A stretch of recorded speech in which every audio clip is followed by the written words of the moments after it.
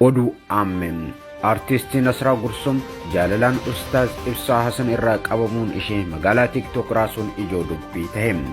Artisti Nasraa Gursum torban kana keessa galaana jaalalaa ustaaz Ibsaa Hasaniin keessatti didimuudhaan ifaan ifatti erga ifoomsiteen booda dubbiin jaalala ishee kun ijoo dubbii ta'ee jira.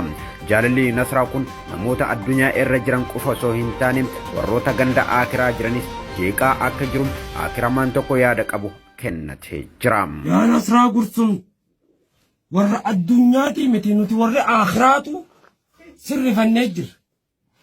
Dhugaan siima ustaaz Ibsaa irraa yoo dhaabbate obbaleettii ta'e yookaan nu bira dhuftaa beeki nu bira warra addunyaa dhiisii nuti warra aakiraatu sirrifannee jira.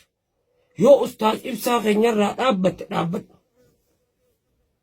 bar ustaaza akka inni onlaayinuma seenne goote bar ustaaza eeshmin ayyoo tiyya maaluma taate nuti bar warri gaafas wajjin dhalanna hunda kun aakira jirra laala biyyoonni kee dhumne amma nullee aakiraa nu qaasin eesh taqul fi qalliba malee. Nasraadhaan erga jaalalaan qabamtee waa'een baadoo irratti hoo maal jettaa jennaan iddoon hunduu cufaadha jechuun nuuf deebiste jirte. Fuula cufachuu baadhus bakki hundi kiyya cufa. Jaalalli Nasraa kunis namoota hedduuf dinqii kan ta'e ta'uu hiriyaan Nasraa ijoollummaa irraa biyyee wajjin daakaa guddatan Kullee Yusuf immoo yaada ishee akkas jechuuf nuuf laattee jirti. Laan Nasraa ta'e wallahi dhugaa rabbiin sitti himaame.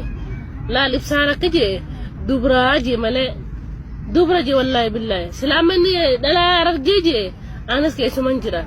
Wallahi siman ka jee Ibsaa maali hamileen dhufu namarraan jittu si galte hamileen dhufu sila Ibsaa ustaaz Ibsaa anas naman fadhaa beek wallahi sila uriin faatu ko jira deebite naman fadha garuu naafeti irra gurguddoo irra TikTok jiru irra keessa tokko naafisi.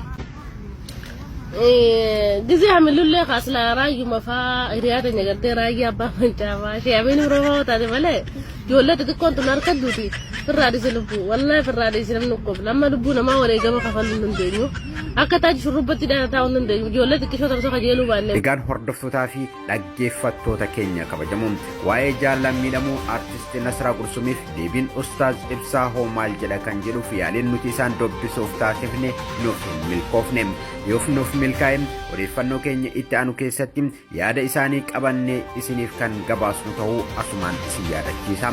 Odeeffannoon nuti ammaaf qopheeffannee kan hanga ammaa dhaggeeffachaa turtanidha.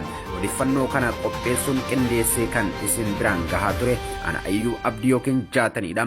Odeeffannoo itti aanuun hanga walitti deebinutti yeroo gaarii nuuf qabaadhaa.